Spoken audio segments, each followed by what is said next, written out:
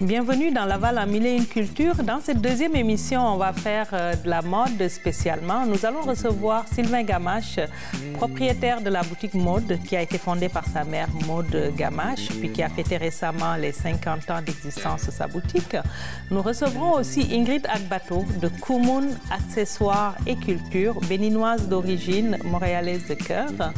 Et nous allons parler d'immigration avec notre expert invité, M. Gabriel Bazin. Bonne émission.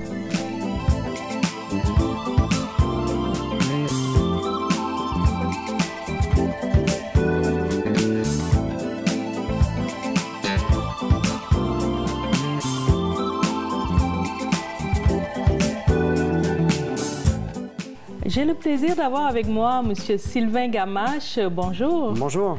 M. Gamache est propriétaire de la boutique Maude. Donc, une boutique qui a été créée par votre mère, oui. C'est elle, Maude, en exact. 1967. En 1967, oui. Voilà, donc vous avez fêté récemment vos 50 ans. Exactement. Voilà, parlez-nous un peu de l'histoire de la boutique Maude. Alors, il y a 50 ans, Maude a participé activement à l'exposition universelle qui fêtait les 100 ans de la Confédération canadienne. Elle a tenu en fait une auberge, une espèce d'auberge ou un bed and breakfast pour l'expression populaire, dans la maison, où est-ce qu'elle a reçu des touristes qui sont venus d'un peu partout dans le monde jusqu'à la fin de l'exposition, soit à la fin du mois de septembre. Alors, elle a fait plusieurs rencontres et puis, entre autres, elle a eu un contact pour aller magasiner dans une manufacture à Montréal. D'accord. Elle était bien excitée. Elle avait besoin justement d'une nouvelle garde-robe suite à 2 grossesses. Et puis, elle s'est présentée à la manufacture. Elle a acheté 8 robes pour elle-même. Et à son retour à la maison, elle a été un peu prise de panique parce que, bon, mon père approuverait peut-être pas ses achats. Alors, elle a pris le téléphone, elle a appelé ses voisines et puis elle leur a montré les robes et elle a vendu les 8 robes dans la même journée avec un petit profit. Donc, c'est comme ça que la boutique Maude est née. Le lendemain, elle est retournée, elle a acheté d'autres robes. Elle a appelé ses sœurs et qui ont appelé des amis. Et puis, avec le bouche-à-oreille graduel, c'est comme ça que la boutique Maude est née. Est née. Donc, elle est née, en fait, où vous habitez? Où nous habitions à l'époque, oui. Voilà. Au 385 Saint-Jean-Baptiste. D'accord. Le nom de rue a été changé aujourd'hui pour Sabrevoix. Alors, elle opérait sa boutique dans le sous-sol pendant plus de 2 ans. Et puis, bien, là, sa popularité, elle a augmenté à un tel point où est-ce qu'il y avait beaucoup de plaintes de voisins parce qu'il y avait trop de voitures de stationner dans la rue. Et ils ont dû prendre éventuellement un commerce, un local commercial. D'accord. Le local qui est là depuis 50 ans, vous n'avez pas pensé aller dans un centre commercial? Je vois que c'est la grande mouvance ici. Les gens vont dans les centres commerciaux. Vous, vous êtes resté fidèle à votre local depuis le début. Le local qu'on habite présentement, du moins où est la boutique Maude, nous sommes là depuis 1971. Ah, d'accord. C'était autrefois une espèce de dépanneur, en fait. C'était un Perrette qu'il y avait là. La grandeur des locaux nous convenait parfaitement. Et puis, on est devenu propriétaire de la bâtisse. C'est vraiment le gros avantage, c'est d'être propriétaire de notre entreprise, de notre place physique où on tient notre commerce. Oui, ça nous a traversé l'esprit d'ouvrir dans un centre d'achat. Il y avait le développement là, près du Centropolis, sur le boulevard Saint-Martin, c'est devenu le centre-ville de Laval. Mais bon, on a résisté et puis on ne le regrette pas aujourd'hui. Votre clientèle vous connaît puis elle vient toujours à la même place. Hein? Oui. Voilà. Alors, on a débuté avec comme étant une boutique de quartier. Maintenant, on est plutôt une boutique de destination. De destination. Qui sont les gens qui viennent à la boutique, les gens que vous servez? Est-ce que c'est des jeunes, des adultes, on a une clientèle... à des personnalités Oui, quelques-unes, mais on a une clientèle très variée. Alors, vous donner un exemple, ça arrive fréquemment qu'on va avoir 3 générations qui viennent magasiner ensemble. Alors, la dame qui est une cliente des premier jour, qui est un peu plus âgée, c'est la grand-maman. Elle vient avec sa fille et sa petite-fille. Alors, les trois magasinent ensemble, puis ils se font des commentaires sur leur choix. Et puis, les trois trouvent leur compte. Alors, on a une clientèle qui est variée, à ce niveau-là. Oui, c'est une offre qui est variée aussi. Puis, dans votre offre, je vois que vous dites que 98% de vos marques sont québécoises. Oui.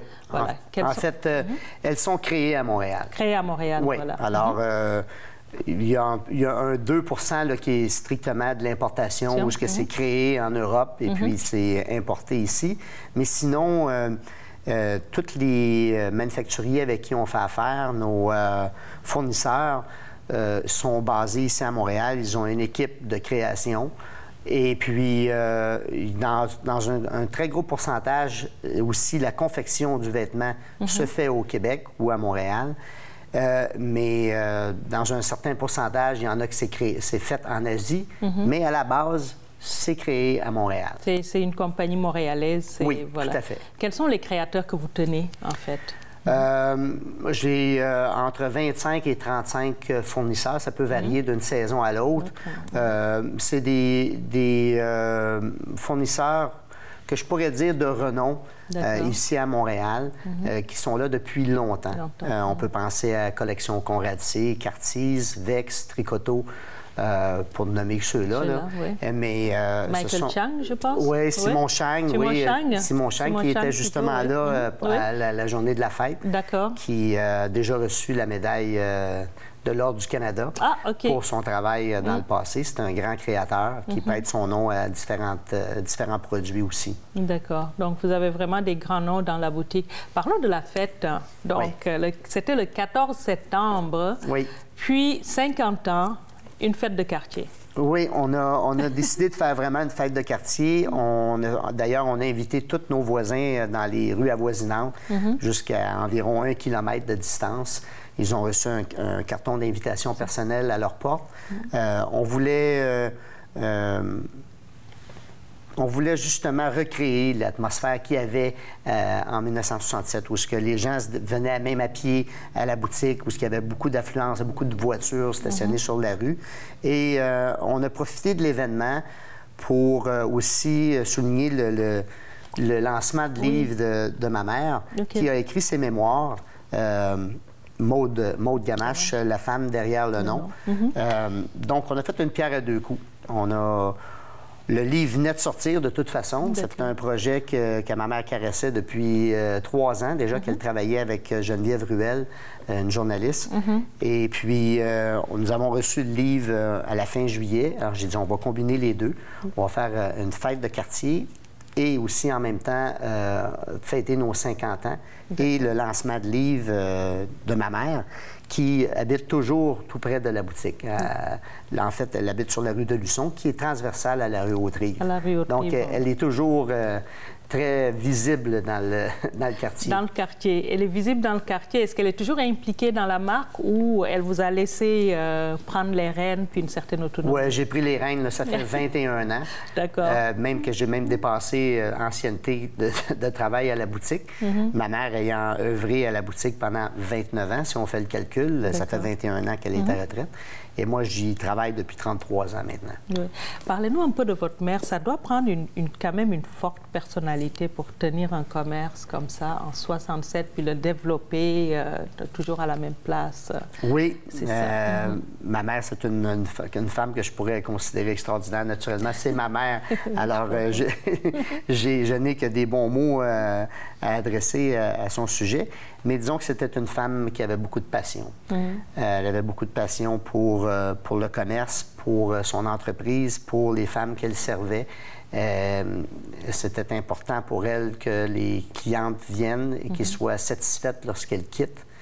Alors, 50 ans plus tard, à juste un endroit sur une rue résidentielle, on peut dire que c'est un bon succès. C'est un bon succès. Oui. Et pour finir, les 50 prochaines années, c'est quoi les projets? Bien, les 50 prochaines années, c'est bien évident que moi, personnellement, j'aimerais bien que la boutique mode subsiste, continue, progresse. Naturellement, c'est pas moi qui va la tenir pendant un autre 50 ans. Ma fille, Émilie, travaille avec moi actuellement. Elle a des intérêts envers la boutique, mais elle a des intérêts aussi multiples. Donc, sans lui mettre de pression, on verra là, avec le temps si ça lui plaît. Moi, je sais bien que lorsque moi j'ai commencé, à l'âge de 19 ans, à travailler, j'ai été instantanément conquis par la boutique. Oui, tout à fait. Donc, vous avez travaillé avec votre mère, avez appris le métier, puis là, vous êtes en train de former votre fille aussi, j'imagine. Exactement, avec mon père et ma mère. Avec votre père, oui, c'est ça. Oui, mon père aussi était impliqué. Après 2 ans environ là, que ma mère tenait boutique, il a joint ma mère dans elle avait tellement de travail qu'il a embarqué dans l'aventure avec elle. OK. Et vous êtes ouvert à avoir toujours, j'imagine, d'autres créateurs qui viennent s'ajouter à la marque? Oui, je vous dirais que toutes les semaines, j'ai des téléphones de gens qui veulent nous vendre leur collection. Et ben, ça évolue. Hein. Il y en a qui partent malheureusement, il y en a qui doivent fermer et il y en a d'autres qui arrivent. Donc, mais à Montréal, c'est un beau carrefour pour la mode. Voilà. En tout cas, une boutique à découvrir, puis un bon 50e. C'est gentil. Merci beaucoup. Merci d'être venu nous voir. Ça me fait plaisir. Toujours avec notre expert invité, M. Gabriel Bazin, vice-président de la Ligue des Noirs. M. Bazin, on va parler toujours du statut de réfugié. On a entendu dans les médias, puis un peu partout, parler de réfugiés illégaux. Est-ce que c'est un concept qui existe? Est-ce que c'est une réalité? Pour vous répondre, je ne peux m'empêcher de penser à un gouvernement respecté sur la scène internationale qui a eu à faire 9 faux passeports canadiens pour sauver la vie d'otages américains en Iran. Ce gouvernement, vous l'avez deviné, c'est le gouvernement canadien. Donc, qu'est-ce que ces gens ont fait? C'est ce qu'on appelle en droit l'état de nécessité. C'est cet état de nécessité qui vous permet de briser les vitres de la maison la plus luxueuse s'il y a quelqu'un qui court en arrière de vous pour vous fusiller. Et vous n'êtes pas un criminel. Vous n'avez commis aucun crime. Alors, c'est ce que ces gens ont fait pour sauver leur vie. C'était l'état de nécessité. Trump ne les accueille plus. Il n'avait pas d'autre choix que de venir au port du Canada solliciter le refuge. Ils ont été reçus, ils rentrent dans le système comme demandeurs d'asile. Alors pour moi, il n'est pas question d'illégaux, pour ce qui me concerne. Il n'y a pas d'illégalité. Est-ce que le fait de se présenter à un point ou à un autre de la frontière fait une différence? C'est le seul point par lequel ils pouvaient passer. Alors, passer bien à l'école. D'accord. Alors, il n'avait pas d'autre choix. Mais maintenant, ils sont couverts dans le système. Ils sont des demandeurs d'asile. D'accord. Ils sont des demandeurs d'asile, puis ils attendent le statut. Ils attendent le statut. Voilà, s'ils sont réfugiés ou pas. Donc, quelle est la démarche normale? Quand vous dites des plafonds de verre, donner des faux passeports à certains, on sait que ça se fait. Moi, j'ai eu à rencontrer des réfugiés à qui on a fourni une identité pour qu'ils puissent voyager. Donc, c'est une démarche. Mais ici, au Canada, quelle est la démarche légale pour un demandeur d'asile? La personne se présente à un poste frontalier ou bien à un bureau quelconque de l'Agence des services frontaliers, Citoyenneté et Immigration Canada, et produit une demande d'asile. Il a des formulaires à remplir.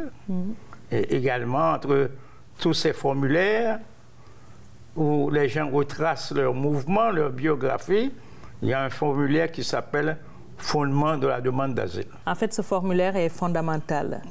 Et vous les accompagnez comment? Au niveau de la Ligue des Noirs, puis vous, personnellement, comment vous les accompagnez? Premièrement, je leur explique c'est quoi un réfugié. Deuxièmement, nous les entendons, nous préparons pour eux autres toute la série de formulaires. Le premier bloc de formulaires et le deuxième formulaire qu'on leur donne actuellement, quand ils arrivent au 10-10 Saint-Antoine, qui est le fondement de la demande d'asile. Et il faut souligner que les bureaux d'avocats sont congestionnés et ils ont des délais pour apporter ces formulaires-là. Et ils n'arrivent pas des fois à trouver des rendez-vous dans les bureaux d'avocats, alors nous leur ouvrons nos portes. D'accord. Nous les aidons à remplir le formulaire. Au niveau de la Ligue, donc, vos portes sont ouvertes pour les aider à remplir ces formulaires-là. Aujourd'hui, où en sont-ils les réfugiés, ceux qui ont fait la demande? Est-ce qu'ils ont un long délai d'attente? Est-ce qu'il y a encore des demandes en cours? C'est quoi la situation? Nécessairement, vu l'affluence, ils vont avoir un long délai d'attente. On sait il y a quelques années de cela, ça prenait 2 ans, 3 années avant d'être écouté. Et il n'y avait pas cette affluence. Plus récemment, il s'agissait de 2 mois et demi d'attente. On peut prévoir que maintenant, on va avoir au moins, au minimum, 1 an d'attente. D'accord, donc un délai d'1 an. Est-ce que l'afflux de réfugiés a une incidence sur les demandes en cours? Est-ce que ça retarde les demandes en cours? C'est certain, depuis 2 mois, on ne fait que renvoyer les audiences. OK. Et ça retarde nécessairement les autres dossiers. Donc, tout ce qui était là avant, donc, ça les retarde. Oui, nécessairement. Est-ce qu'il y a un traitement privilégié quand c'est des familles ou des enfants qui sont en jeu? Le Canada fait-il quelque chose de précis? OK. Vous posez, n'est-ce pas, une question sérieuse. Quand vous parlez de famille et d'enfants, et pour vous, de la presse parler, qui soulève la question, je trouve ça très intéressant, de la mesure où nous avons entendu un journaliste, je ne vais pas dire de quelle chaîne, poser des questions à savoir qu'il y aurait 10 enfants de migrants nés au Canada. On sait que dans tous les pays du monde, même dans les pays les plus pauvres, la naissance, c'est une célébration. Alors c'est comme si ces gens-là devraient se retenir, garder en eux les enfants pour ne pas accoucher. C'est triste, c'est malheureux. Mais jusqu'à présent, et fort malheureusement, le Canada ne fait pas de telles considérations. Et les gens semblent même accepter, d'après quand on les entend, les spécialistes en droit, que c'est normal, les enfants, s'ils sont nés ici, ils resteront au Canada, et puis les parents s'en iront. On va expulser les parents pendant que les enfants restent au Canada. Et je peux dire en passant, pour ouvrir une parenthèse, que le pape, dernièrement, dans son avion, il est intervenu en faveur de ça. Il a dit à Donald Trump, si vous êtes vraiment pro-vie, vous ne devez pas séparer les familles. Et je crois qu'il a été entendu. Très vite, il a fait des considérations avec les gens du Parti démocrate pour que les Dreamers, comme on les appelle, ou les DACA, pour que le programme DACA, pour que ces gens-là soient acceptés. Puissent rester aux États-Unis. Ouais. Merci beaucoup, M. Bazin. Ce fut un plaisir. Bienvenue, c'est moi qui vous remercie. J'ai le plaisir d'avoir sur le plateau de Laval en Mille et une Culture Ingrid Agbato. Bonjour Ingrid. Bonjour Kelly, merci pour l'invitation. Ça me fait plaisir. Ingrid, vous êtes entrepreneur, propriétaire de la marque Kumon. Je prononce bien, c'est Kumon? Moi j'ai l'habitude de dire Kumon, mais c'est correct. Kumon, voilà, Kumon pour Cotonou-Montréal. Oui. Voilà, donc vous êtes montréalaise et vous avez une formation scientifique. C'est la première chose qui me vient à l'esprit, une maîtrise en sciences environnementales. Oui, en santé environnementale et santé au travail. Voilà, puis un doctorat en cours en santé? Sciences biomédicales. Sciences biomédicales, voilà. Alors, je vais vous poser la même question que j'avais posée à Boucar Diouf. Est-ce que vous êtes perdu pour la science? Comme on dit, on ne peut jamais renoncer à qui on est. Pas perdu pour la science, c'est juste que l'expérience acquise pendant mes études scientifiques me permet de faire d'autres choses aujourd'hui. D'accord. Donc, de longues études coûteuses, très poussées en sciences, et vous avez choisi d'être entrepreneur. C'est un choix.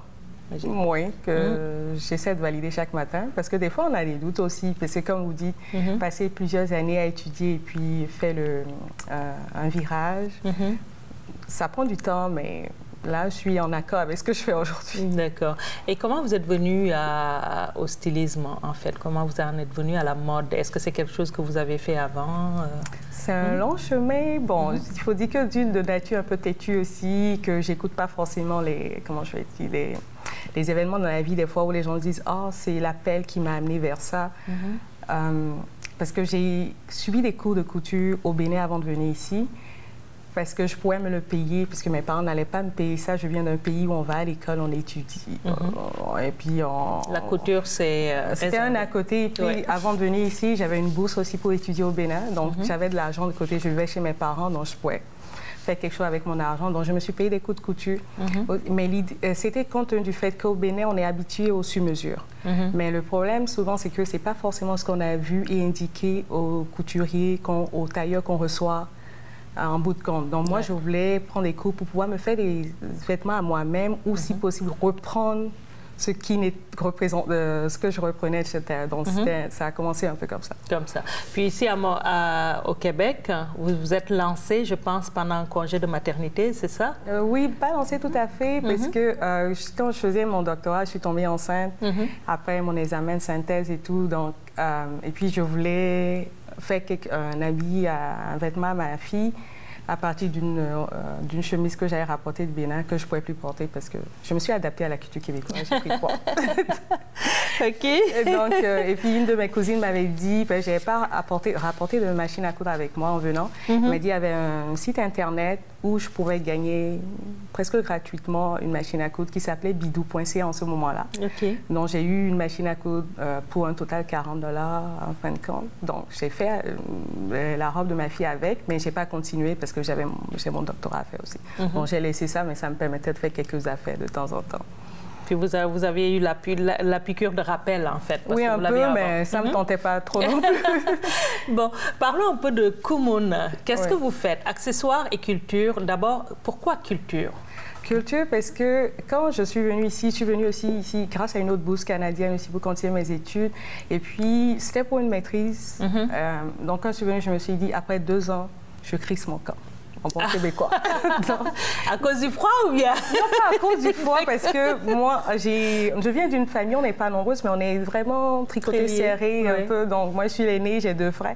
Donc, couper le lien, c'était pas évident. Et après, je dis, les gens, le lien, c'est pas facile. J'ai eu une période d'adaptation pas facile non plus aussi. Donc, je me disais que j'allais partir, mais je suis restée.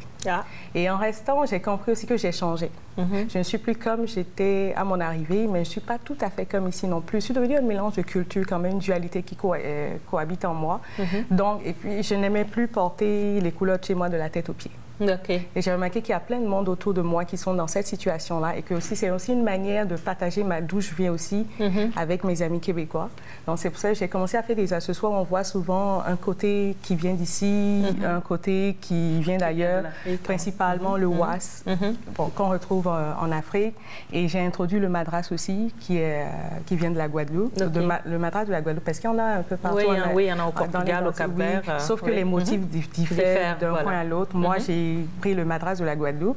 Ben, mon objectif, ma vision globale, c'est d'aller visiter différentes cultures, de les mélanger dans des accessoires. Parce que je me dis, si on arrive à porter la culture de quelqu'un d'autre, c'est une manière aussi d'apprendre à connaître cette personne et de mieux s'approprier sa culture aussi. D'accord. Donc, en fait, vous faites un peu un lien, un pont entre les cultures québécoises et la culture africaine venue du Bénin. Du Bénin, de la Guadeloupe et bientôt une autre aussi. Une autre aussi. On a parlé du wax tout à l'heure, le wax qu'on dit africain, alors, qui n'est pas produit en Afrique. Qui n'est pas africain, mais qui est très utilisé en Afrique et que vous utilisez dans vos accessoires. D'abord, c'est quoi? Qu'est-ce que vous faites comme accessoires? Est-ce que c'est des ceintures? Faites-vous juste des... Qu'est-ce que vous faites? J'essaie de faire des accessoires pour toute l'année. C'est-à-dire, j'ai des accessoires qui ne dépendent pas d'une saison en particulier, comme les ceintures, les nœuds papillons, les bretelles. D'accord, des accessoires qu'on a là, Oui, comme une ceinture. La particularité aussi, quand je parle de la dualité culturelle, c'est qu'elle a un côté noir, un côté imprimé, donc on peut... Bon, nous, les femmes, on aime avoir plusieurs possibilités. Donc, on peut porter le côté imprimé ou le côté uni aussi. 2 pour 1. 2 pour 1. Exactement. Donc, voilà. Donc, ça, c'est très beau. Sur une robe noire, ou sur une robe bleue colorée. C'est ça, ça passe très bien. Vous faites des gants, je pense. Oui, je fais des mitaines pour l'hiver parce que je me suis dit, mon entreprise est basée quand même dans un pays où une bonne partie de l'année il fait froid. Donc, faire des accessoires quand même aussi qui s'adaptent à ce climat aussi. Donc, j'ai des mitaines aussi bien pour adultes que pour bébés, par exemple. D'accord. Okay. Qui s'allient bien aussi à des cache-cou aussi. On peut avoir le format adulte, le format enfant. On peut... OK. Un beau design aussi, hein? J'ai vu l'insertion de bois, par exemple, comme sur cette écharpe qui est magnifique. Moi, ça a été un coup de cœur, là. Je pense que c'est quelque chose que j'ai acheté chez vous. Oui, ça fait un peu plus de 2 ans. Et Ingrid, qu'est-ce que vous utilisez comme matière à part le wax? Comme je dis, le madras, la cuirette, du lainage. Du coton, j'utilise aussi, on fait d'autres accessoires aussi comme des boutons de manchette pour les hommes. Là, on n'utilise pas le tissu parce que peut-être vu mes études en santé environnementale aussi, qu'on sait préserver l'environnement, donc c'est l'image du tissu qu'on prend. On utilise des morceaux de canettes, quand les gens les jettent, on les recycle pour pouvoir mettre l'imprimer là-dessus. Donc au moins, c'est comme on dit, même si j'ai quitté la science, il y a ça quand même qui s'intègre un peu. Et j'ai une collaboratrice formidable avec qui je fais ça. Et Ingrid, vous vous approvisionnez où en général? Un peu partout, principalement ici pour tout ce qui est comme cuirette, lainage, petits matériaux et tout. Par exemple, le wax, c'est plus du Bénin. Le madras, directement de la Guadeloupe aussi. Donc, vous allez vers les producteurs locaux quand même, vous essayez de faire ça. Et quel est l'accueil qui est fait à vos produits ici? J'ai un bon accueil, mais comme je vends principalement en ligne, je suis dans quelques points de vente à Montréal quand même aussi. J'ai beaucoup de clients qui sont aussi... C'est un mélange, tout comme ce que je fais en fait. C'est un mélange aussi. J'ai aussi bien des immigrants que des Québécois ou des Français, parce que je vends beaucoup plus aux États-Unis et en France aussi. D'accord. Donc, la vente en ligne vous permet d'atteindre, vous, quand même une clientèle qui est à l'international, que vous livrez beaucoup. Vous vendez au Bénin? Non. Des gens me demandent. Mais je reçois des questions, par exemple, comment on fait pour l'avoir au Bénin? Est-ce que je compte ouvrir un commerce au Bénin? Non, vous êtes plus en ligne. C'est un choix ou c'est une difficulté à entrer dans les grands réseaux de distribution? Non, pas du tout. J'avais choisi en ligne comme point de départ. Je suis dans des magasins physiques aussi, comme actuellement au magasin Signé Local qui regroupe des artisans québécois, d'accord. Au quartier d'Istran jusqu'au 31 octobre. Et puis, je pense aussi aller dans la grande distribution aussi qui fait la promotion de différents designers. Vous avez été finaliste de la relève d'affaires comme immigrant. Oui, finaliste pour les Grands Prix de la relève d'affaires du Québec en 2016 pour la catégorie entrepreneur immigrant de l'année. OK. Et qu'est-ce que ça fait, ça, dans votre carrière, dans vos affaires? Est-ce que ça donne un élan?